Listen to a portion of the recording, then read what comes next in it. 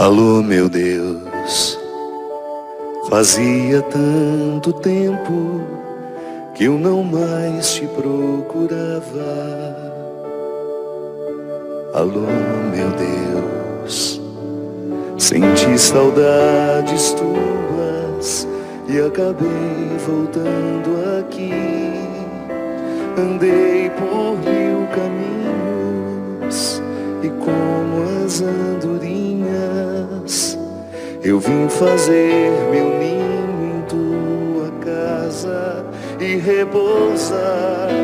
Embora eu me afastasse e andasse desligado, meu coração cansado resolveu voltar.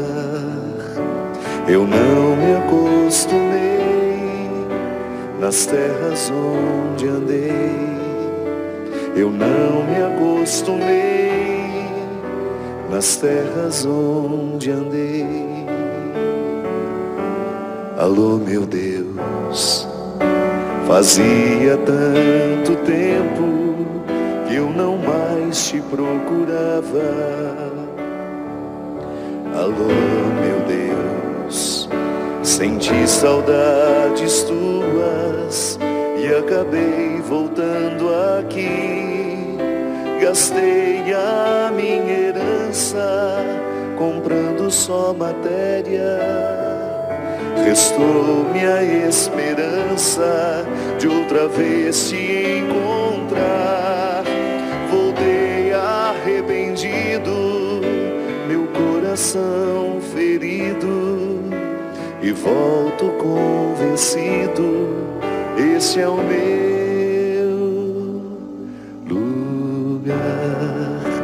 Eu não me acostumei nas terras onde andei, eu não me acostumei nas terras onde andei, eu não me acostumei nas terras onde andei, eu não me acostumei nas terras onde andei, eu não me acostumei nas terras onde andei, eu não me acostumei.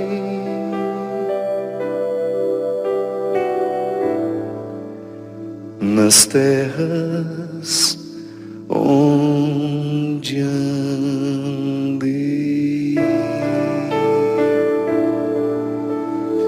Olá, minha gente, muito boa noite. É com muita alegria que nós começamos mais um programa Direção Espiritual, cantando essa música que fez parte da história de tantos de nós.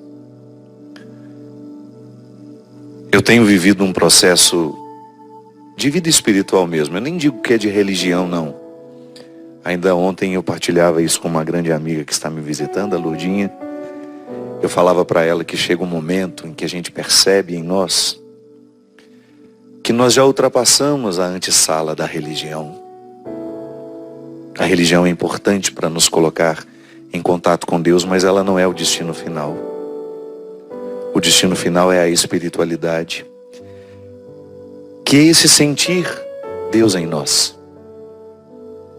E é claro que esse sentir Deus em nós, ditando intimamente as suas regras, falando-nos com propriedade, com intimidade, passa pelos aprendizados da religião. Mas estar na religião não é uma garantia de que nós vamos viver os benefícios da espiritualidade. A espiritualidade é um andar ainda mais superior. E é por isso que nós precisamos chegar até ela. Chegar a este andar, sim, consiste em passar pelos ensinamentos catequéticos, pelas primeiras lições sobre Deus, e depois a gente vai aperfeiçoando, vivendo os sacramentos. Mas o destino final de todo rito é espiritualizar-nos. E eu tenho cada vez mais neste processo de viver a espiritualidade, de descobrir os benefícios dela da minha vida, eu tenho entendido que todo o caminho que me leva a Deus me leva necessariamente a mim. E é por isso que eu gosto tanto dessa canção e de tantas outras que falam também da saga do filho pródigo, porque o viver fora de si, o viver fora do lugar que nos foi destinado, digamos assim, né? O lugar da minha identidade, o lugar onde Deus me encontra, o meu Éden, o meu paraíso. Viver neste lugar é ter constantemente a oportunidade de encontrar-me com o Senhor. O filho pródigo fez justamente o caminho que o retirou do lugar de encontro. Ele foi viver uma vida que o afastou muito dele mesmo. Aquela vida que ele escolheu viver não favoreceu a sua experiência consigo, porque foi uma vida que o afastou dele, de sua essência, de sua raiz. Tanto é que essa escolha por uma vida nova começa com a ruptura com o pai. Ao pedir ao pai a herança que lhe cabe, ele rompe com o pai. É como se ele, naquele momento, desistisse de ser quem ele era. Ele abria mão da filiação, ele só queria o dinheiro. E ele foi embora. A gente não sabe quanto tempo durou esse dinheiro. A gente não sabe quanto tempo dura uma ilusão, né? Quanto tempo uma ilusão é capaz de nos alimentar? Vaziamente nos alimentar. Sim, porque às vezes o processo da ilusão, ele é tão ilusório que a gente tem a sensação de que nós estamos vivendo, de que nós estamos felizes. Aí à medida em que você se distancia, que aquelas ilusões vão perdendo o seu poder de nos iludir, a gente vai percebendo o vazio delas. Esse menino, quando ele pede o dinheiro ao pai e vai embora, ele rompe com um fator importantíssimo da sua identidade, que é ser filho daquele homem. E ali começou uma derrocada. Mesmo durante o tempo em que ele foi feliz, porque tinha dinheiro, e tinha as mulheres, e tinha isso, e tinha aquilo. Mas ele estava se distanciando cada vez mais de si mesmo. E quem distancia-se de si, naturalmente distancia-se da oportunidade de estar em Deus, porque Deus está em nós. Sabe, minha gente, eu sei que às vezes nós somos criados acreditando na mediação de uma maneira muito equivocada. A mediação é o quê? Aquele caminho pelo qual eu passo para chegar a Deus. O padre é um mediador. Eu, por exemplo, exerço os ministérios, né? Eu exerço um ministério e eu tenho a autoridade eclesiástica de celebrar missas, de presidir casamentos, de abençoar. Eu tenho a autoridade de ungir os doentes, de perdoar pecados, imagina. Essa mediação que eu faço, se eu não a exerço com simplicidade e sempre ensinando que essa mediação é para cada vez mais levar aquele que é mediado a encontrar o Deus que está nele, eu o amarro em mim e eu o privo de saber que Deus está nele. Então eu começo a criar de repente uma mentalidade de que para estar em Deus tem que passar por mim. E eu escuto demais isso, né? Às vezes as pessoas se aproximam: padre, sua oração é mais forte que a minha. Reza nessa intenção. Oh meu Deus, vamos acordar o poder que há em nós. Quem diz que minha oração é mais forte que a sua? Isso é uma ilusão. Pode ser que eu, como padre, esteja menos próximo de Deus do que você. A oração poderosa, a que de fato exerce uma transformação em nós, é aquela que atinge o íntimo, mais íntimo, mais íntimo, mais íntimo, que é onde Deus está. Se eu rezo superficialmente, dificilmente essa oração vai surtir efeito em mim. Por quê? Porque ela não atingiu o Deus que me habita. Porque é interessante pensar que a oração é um resultado justamente desse toque de Deus em mim, que me permite acessá-lo através da minha palavra. Imagina isso. Que coisa misteriosa. Está em mim e eu acesso por meio da minha palavra. Porque quando falo com Ele, é como se a presença dele se transfigurasse. E eu pudesse sentir isso com toda a intensidade do meu coração. Então, Então todos nós temos essa autoridade de recrutar o Deus que nos habita, de com Ele ficar a sós, de com Ele falar e também a Ele pedir, ouvir. Essa música fala justamente de alguém que estava esquecido disso. Alô, meu Deus, fazia tanto tempo que eu não te procurava. E no avesso deste não te procurava está também, fazia tanto tempo que eu não me procurava. Vivi tanto para fora, tão para fora, tão para fora, que esqueci de como andam os caminhos de dentro. Ah, minha gente, não há vida espiritual sem andar os caminhos de dentro.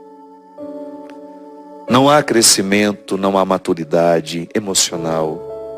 Sim, porque você não pode dissociar maturidade espiritual de crescimento espiritual. Maturidade emocional de crescimento espiritual. Eu não posso me dizer cristão se eu lido o tempo todo com o Christian,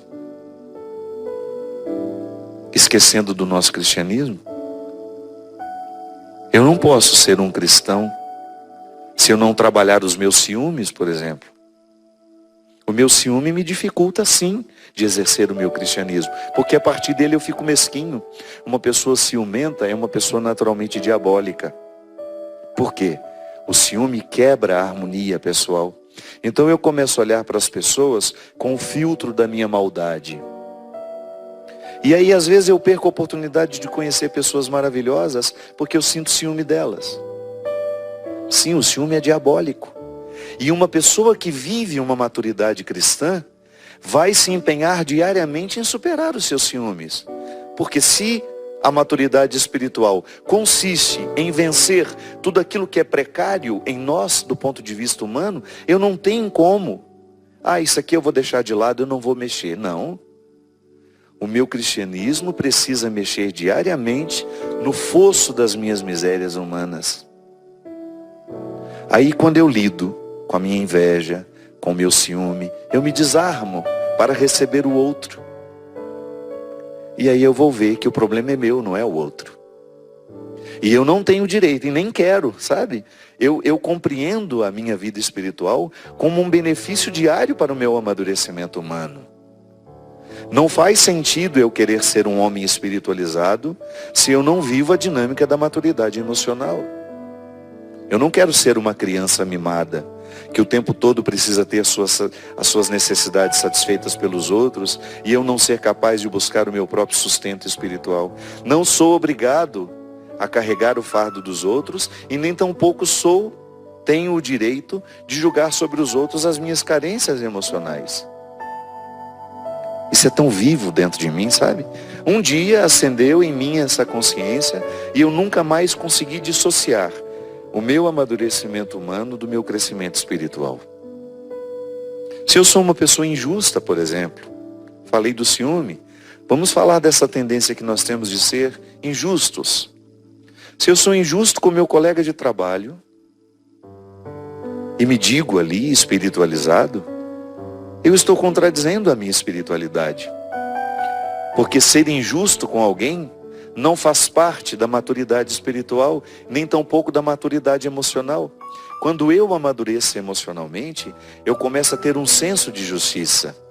Tá bom, não gosto dele, não vou muito com a cara, mas ele trabalha comigo e eu não vou prejudicá-lo pelo simples fato de não gostar dele. A minha maturidade me coloca um filtro para pensar. Temos diferenças, mas eu não tenho o direito de prejudicá-lo. Sim, nós como pessoas, que às vezes nós também temos uma visão ingênua, né? De que nós cristãos, nós podemos dar certo com todo mundo, gostar de todo mundo, querer todo mundo por perto. Não, não é assim. Você sim tem o direito de ter simpatia ou não por aquela pessoa, mas não tem o direito de ser injusto com ela, de ser grosseiro, de ser mal educado, de tramar contra ela. Por quê? Isso seria um contratestemunho daquilo que você está vivendo ou querendo viver como vida espiritual. Então tudo aquilo que humanamente nos prejudica, tudo aquilo que é frágil em nós, que ainda não foi passado pelo crivo da maturidade, acaba se tornando um obstáculo para o nosso amadurecimento espiritual. Veja a vida dos grandes místicos. E não se prenda somente aos cristãos não, viu? Você tem exemplos maravilhosos em todas as religiões, de pessoas que compreenderam a vida espiritual como um amadurecimento humano. E você vai ver como essas pessoas precisaram lidar com seus demônios, com seus defeitos. Eu pessoalmente tenho uma predileção, e ela não é muito antiga não. Ela é recente. Foi justamente quando nós começamos os nossos trabalhos de retiros espirituais para grupos pequenos em Campos do Jordão. Quando nós começamos a trabalhar a espiritualidade dos padres do deserto. Santo Antão, como um dos primeiros monges da história do cristianismo, como um dos homens que veio dar fundamento à vida monástica como nós a compreendemos hoje. Um homem que se retirou do conforto do claustro, do convento, da vida conventual, para ir para o deserto. E no deserto ele descobria, diariamente, que para exercer a disciplina espiritual, ele tinha que viver a disciplina física. Ele tinha que domar os seus impulsos. Ele tinha que domar tudo aquilo que era humano nele. E é interessante porque em Antão há uma escola que se estende para nós até hoje e nós ainda não entendemos totalmente. Todos os desdobramentos do que é essa disciplina física, nos ensinando a disciplina interior, espiritual. Eu sempre falo disso, né? Eu gosto de falar da disciplina que nós precisamos ter com o corpo, porque ela repercute na nossa disciplina da vida espiritual. Não tem como dissociar o seu amadurecimento humano do seu crescimento espiritual.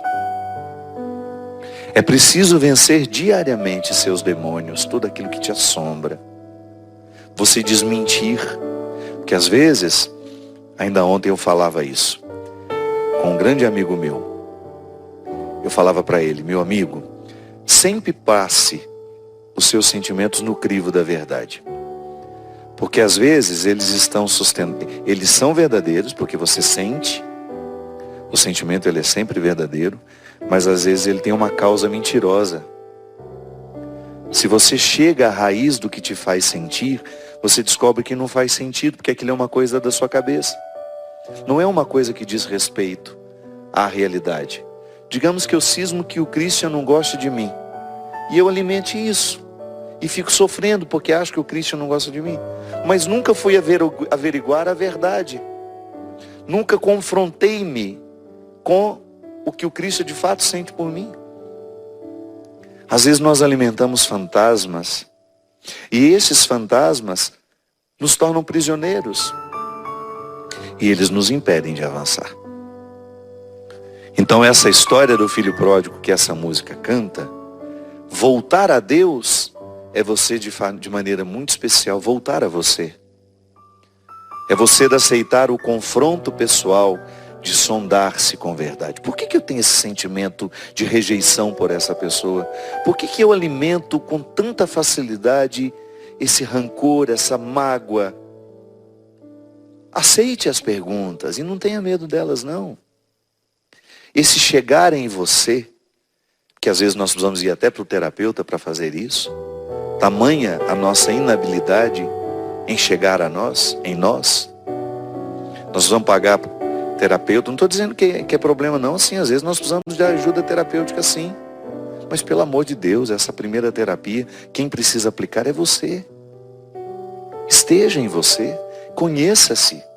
Seja capaz de mergulhar nos seus sentimentos e compreendê-los. Por que você se sente tão inseguro em relação a esta ou aquela pessoa? O problema é dela ou é seu? Distribua honestamente as peças do tabuleiro no jogo da vida. Isso é estar em Deus. Isso é ter a sabedoria que nos chega pela espiritualidade. E você começa a ficar mais lúcido em relação a todo o processo.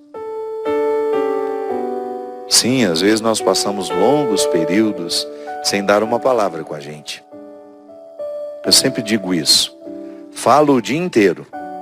Me comunico através desse aparelhinho com um monte de gente, mas a última prosa tem que ser comigo. Quando eu me deito na minha cama, a última conversa tem de ser comigo. Porque ao fazer essa conversa comigo, eu entro naturalmente em contato com este Deus que me habita. Porque falar com Deus é falar comigo é falar com o Senhor. Ele está em mim. A regra é sua também. Toda vez que você fala com você está atingindo o Deus que lhe habita. E também ouvir. A regra do falar também se aplica ao ouvir. Toda vez que você se ouve e verdadeiramente chega à verdade da sua voz, à verdade daquilo que lhe pede, o mais profundo do seu ser, é a Deus que você está ouvindo. Então como é que eu posso escutar o Senhor? Nós dizemos tanto isso, né? Fala, Senhor. Eu até tenho uma música no disco novo. Fala comigo. Tá bom? Mas então, fale com você. Ouça-se. Tenha a coragem de recolher-se. Voltar para casa é voltar a si. Foi justamente o que aconteceu com o filho pródigo. E ele só voltou para a casa do pai depois que ele voltou a si. Que ele lembrou que ele era filho daquele homem, que não fazia sentido ele comer com os porcos, que ele tinha uma casa que o esperava, que ele tinha um amor que o perdoaria, que ele tinha uma misericórdia que o resgataria. Ao voltar em si, ele teve coragem de voltar ao Pai, que na parábola é Deus. Jesus contou essa história justamente para que nós nos interpretássemos assim. Eu sou o filho pródigo, você é o filho pródigo. Diariamente estamos saindo de nós, mas pelo amor de Deus, voltemos. Porque quando a gente volta, nós estamos naturalmente voltando ao Senhor. Esse voltar ao Senhor é fundamental para a nossa felicidade, para a nossa alegria, para o nosso equilíbrio. Porque ninguém pode ser feliz distante de si mesmo. Se estiver distante de si, estará distante do Deus que lhe habita. Se você for desconhecido a você mesmo, você não saberá conhecer o Deus que está em você. E esse exercício é diário. Sobretudo neste tempo em que nós somos jogados naturalmente para fora. Somos estimulados o tempo todo a ver isso, a ver aquilo. São muitas possibilidades. Então os desafios são ainda maiores. Mas hoje, já que o desafio de estar para fora, já que o estímulo para ir para fora é muito grande, eu preciso fazer esforços também ainda superiores para poder ficar em mim. Retornar a mim, ouvir-me, saber o que me pede o coração, quais são as minhas dores, quais são as minhas lutas, o que hoje eu preciso viver, o que hoje eu preciso deixar, o que hoje eu preciso assumir.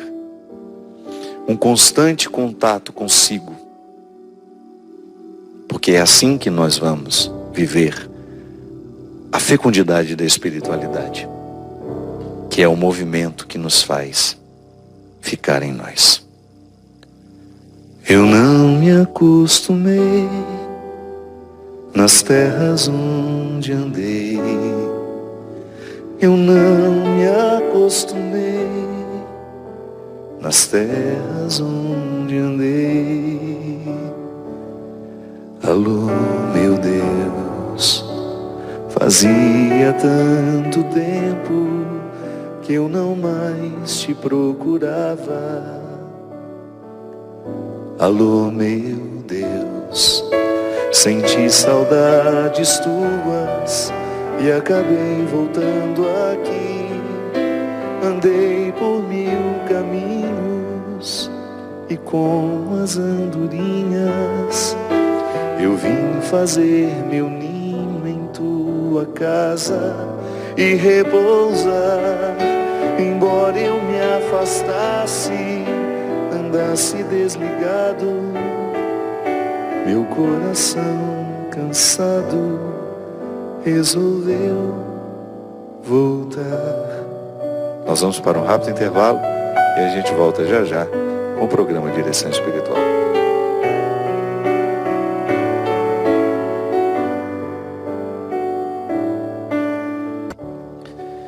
Eu acabei de ver ali, não tinha preparado nenhum e-mail, as meninas deixam ali em cima para mim.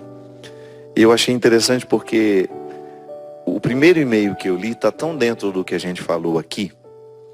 A pessoa fala assim, padre, eu queria tanto poder ser eu, ter o direito de morar em mim mesma. É tão deprimente pensar, tenho uma vida, mas que parece não me pertencer. Tenho passado a minha vida toda sendo a pessoa que os outros querem que eu seja, ou até mesmo precisam que eu seja. Preciso estar forte o tempo todo. Olho ao meu redor e quero que as pessoas percebam que sou tão humana quanto elas, que eu tenho fragilidades, que sofro. O que eu faço, padre? Olha, não tem outro caminho. Eu preciso quebrar esse casulo. Porque quando é que isso começa a acontecer? Essa perda da identidade, ela vai acontecendo desde quando a gente é muito pequeno. Eu já falei muitas vezes sobre isso. Quando nós somos crianças, nós não temos os filtros do discernimento. A gente não sabe se proteger da invasão da identidade. Então o outro olha para mim e eu, frágil, criança frágil que sou, não tenho maturidade emocional para compreender o que aquele olhar está me pedindo, mas às vezes através de um olhar, através de uma exigência, através de uma palavra, eu começo a entender que se eu não sou de acordo com as expectativas daquela pessoa, eu não serei amada. Tudo começa por aí. Porque em última instância, a nossa necessidade é sempre ser aceitos. Nós precisamos ser aceitos. E às vezes nós não temos coragem de viver o embate que permitirá a gente ser aceito do jeito que a gente é. Qual que é o caminho mais fácil? Colocar o outro dentro de uma redoma que corresponda às nossas expectativas. E o caminho mais fácil para o outro também é aceitar a redoma, porque não vai ter o problema do enfrentamento. Ele não vai precisar enfrentar ninguém, é só ele se acostumar. E às vezes a gente passa uma vida inteira se acostumando com o que os outros querem que a gente seja. Isso é um crime que depois não tem perdão, você sabe por quê? Isso a gente paga com a vida. Você passar uma vida inteira fazendo o que você não quer, sendo quem você não é, você está pagando com a sua vida. E depois não tem como você reassumir o tempo perdido. É como se, por exemplo, o meu exemplo aqui. Se eu não quisesse ser padre, se eu tivesse ficado padre para satisfazer alguém, eu me lembro direitinho que a minha mãe tinha mania de dizer isso, né? Eu sempre quis ter um filho padre. E eu falava, tudo bem, por acaso eu quero ser, mas eu não tenho obrigação de ser para satisfazer a senhora. Por acaso o meu desejo se esbarrou num desejo que a senhora tinha. E é claro que lá em Minas, no contexto em que a gente foi criado, era difícil encontrar uma mãe que não queria ter um filho padre. Então também não tem nada de espetacular no desejo da minha mãe. Mas se eu tivesse ficado padre para satisfazer a minha mãe, eu seria um homem muito infeliz. Eu não daria conta. E mesmo não é da minha natureza ficar num lugar onde eu não estou feliz. Quem convive comigo, quem está ao meu lado, sabe da minha autenticidade. Eu não demoro em pessoas e nem lugares em que não me sinto feliz. É um direito meu, né? Volto a dizer, essa vida é muito curta. Há bilhões e bilhões de pessoas neste mundo. Você tem o direito de procurar o lugar, encontrar as pessoas com as quais você se identifica. E toda vez que a gente aceita essa imposição existencial do outro, nós pecamos contra a nossa identidade. Porque eu sendo quem eu sou, eu já terei todas as dificuldades para chegar a ser quem eu sou. Entenda isso igual a regra da semente. A sementinha já tem todas as possibilidades da árvore. Eu já expliquei isso aqui várias vezes. Vou falar de novo. Uma semente tem todas as possibilidades da árvore. Ela já tem ali o tamanho que ela vai ser, os galhos, os frutos. Deus já deu tudo para aquela semente. Mas ela precisa ser plantada e cultivada, porque senão ela é, mas ela não se torna. Olha que bonito isso. Eu já sou, porque tudo que eu preciso para ser quem eu sou já me foi dado. Agora eu preciso me tornar. É no processo do tornar que eu recrutarei o que sou e também receberei as influências do que estão ao meu lado. É por isso que é tão, minha gente, tão responsável ser pai de alguém, ser mãe de alguém, porque o nosso olhar pode ser de imposição, ele pode tolir a verdade do outro. Permita que seu filho floresça, permita que seu filho demonstre o que ele gosta, o que ele não gosta, qual é a parte deste mundo que ele quer cuidar. Infelizmente, às vezes nós temos pais e mães que impõem aos filhos a própria faculdade que vai fazer. Meu pai é advogado, então o caminho mais fácil é eu ser advogado também. Não, isso não precisa ser uma regra. Quem diz que a gente tem que ir pelo caminho mais fácil? Ah, meu pai é médico, minha mãe é médica também, e naturalmente, tudo bem, pode ser que você descubra medicina e que você goste tanto quanto seu pai e sua mãe. Mas você não pode fazer medicina só para agradar seu pai e sua mãe. Nós não podemos viver para agradar os outros. A primeira realização é pessoal, porque se eu não me realizo pessoalmente, depois eu vou ter muita dificuldade de me doar a alguém de verdade. Agora, quando eu vivo esse martírio aqui, quando eu não consigo ser quem eu sou, dificilmente eu vou promover alegria por onde eu passar. Então, problematizar a maneira como nós estamos sendo, como eu disse aqui, eu olho para a vida que estou vivendo e tenho o direito de questionar sim. O que eu quero manter, o que eu quero tirar, de que maneira eu quero prosseguir. Por quê? Aquilo que eu vou escolhendo pode estar prejudicando o ser que eu sou. E nós não podemos ter na rotina da nossa vida um excesso de situações que prejudiquem o ser que somos. Porque não sejamos ingênuos. Em qualquer situação você terá obstáculos para ser quem você é. Mas não me parece inteligente escolher uma rotina onde os obstáculos são inúmeros. Onde você coloca uma rotina de sofrimento. É como o pessoal aqui, a Bia, minha diretora aqui. Não, meu diretor é o Marcelo, né? A minha produtora querida. Ela está na Canção Nova há quantos anos, Bia? 20 anos na Canção Nova. Se de repente der um estalo na Bia que ela não está feliz aqui, não é justo, não é honesto, não é responsável da parte dela não colocar isso na pauta das discussões dela. Por que não estou feliz aqui? Há alguma coisa que eu posso mudar neste processo para voltar a ser feliz? Ou já acabou o meu tempo aqui? E honestamente responder. Volto a dizer, depois que Deus nos revela, a gente precisa pegar o caminho e ir. E Ele fala com a gente. Por isso que eu sempre tenho como regra de vida, interpretar com muito respeito os meus desassossegos. Às vezes a gente passa muito por cima dos nossos incômodos. Não é justo isso. Às vezes Deus está tentando te alertar, te incomodando. O incômodo que você vive lá no seu trabalho, na profissão que você escolheu, no relacionamento que está tendo, é uma forma que Deus tem de te alertar de que você precisa mudar. E quando Ele nos mostra que a gente está no caminho errado, não há outra coisa a fazer a não ser a gente tentar achar o caminho certo. Tá bom, as estradas que me trouxeram aqui valeram. Mas e agora a minha continuidade? Preciso renovar esses caminhos? Não tem nenhum problema. Por isso que Jesus não tinha lugar. A gente tem uma música que a gente gosta muito, né, Tânia? Eu não me casei para não ter que ficar. Estou sempre indo embora. Eu não me casei porque eu estou sempre indo embora. É uma cantora que eu gosto muito, Maria Marta, que mora lá em Angra dos Reis. Angra não, desculpe, Paraty. Maria Marta é uma grande cantora e eu tive a graça de ter Acho que os únicos 2 CDs que ela gravou na vida. Uma voz, um bom gosto. Tem um disco que ela só canta Noel Rosa. E o outro, ela tem uma música que fala isso. Eu não me casei porque eu estou sempre indo embora. Então eu sou um homem livre. Eu não me casei e eu tenho o direito de estar sempre indo embora. Isso faz parte da castidade, de você ter o direito de mudar os seus caminhos, porque só dizem respeito a você.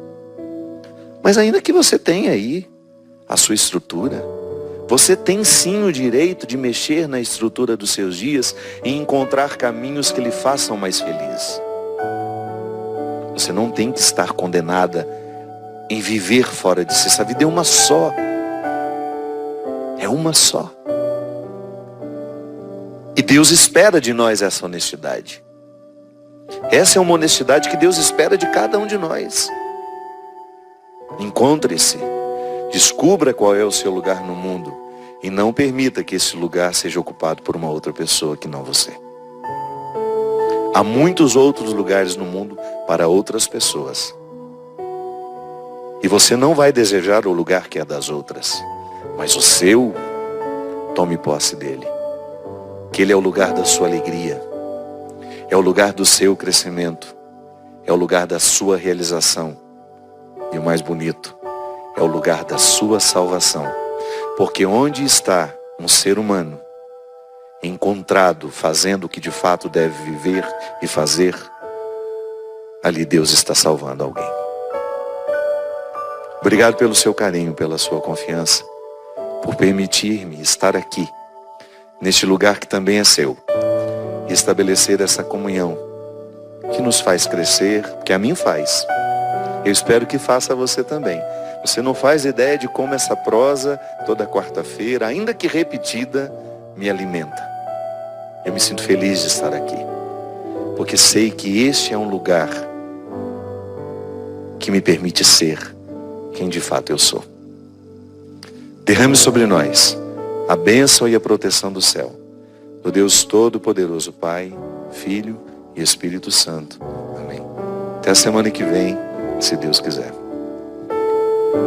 Alô, meu Deus, fazia tanto tempo que eu não mais te procurava.